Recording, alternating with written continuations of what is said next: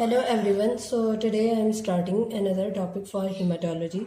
So in my last lectures I talked about how the hemostasis occur.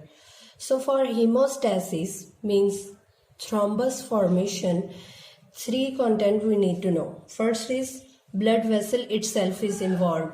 The second factor is platelet and the third one is clotting factor.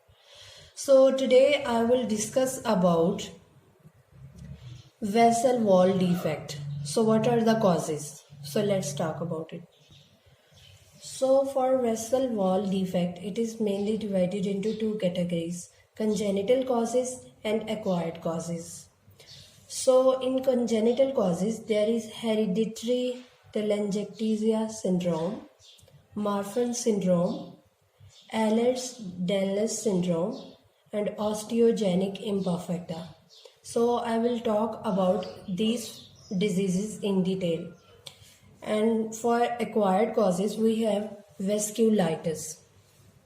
So vasculitis means inflammation of the vessel.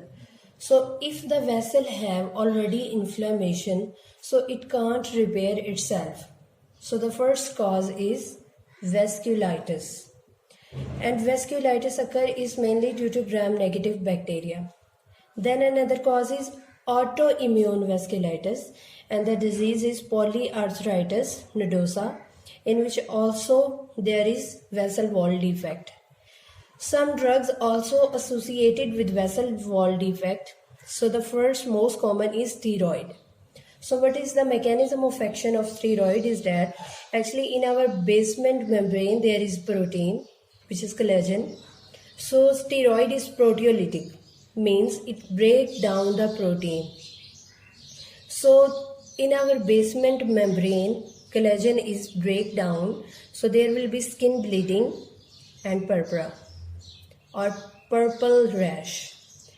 Then another drug also associated with vessel wall defect, that is sulfonamide. Now the most common cause of acquired vessel wall defect you need to master this is vitamin C nutritional deficiency. So you should know what is the function of vitamin C. Vitamin C is very necessary. It is necessary for the basement membrane maintenance. So we should also have this nutrition. So as we know, there is also one disease which is associated with vitamin C deficiency, which is scurvy. So it is very important for our basement membrane maintenance. So the last cause is senile purpura. So what is senile purpura? Senile means old age or advanced age. So in the young age, the metabolism is very fast. So the impaired mechanism is also very fast. But in the senile or advancing age, the metabolism is slow, due to which repair is going on but it is very slow. So the old people have bleeding spot. But this is not a serious disease. This condition is benign. Now let's talk about congenital causes in detail. So let's talk about what is in the congenital causes. The first cause is hereditary telangiectasia syndrome.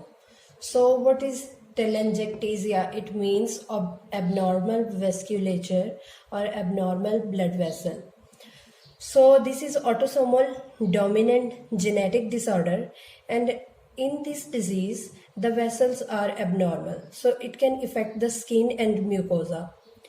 So it can involve the mucosa externally as well as internally.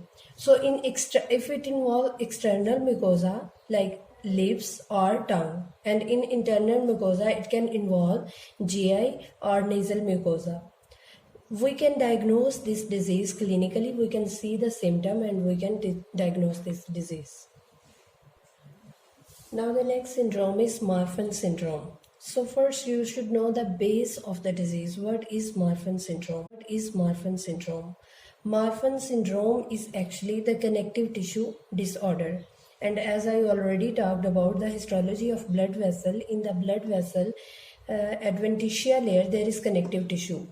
So in the blood vessel, when connective tissue is weak, it can lead to Marfan syndrome.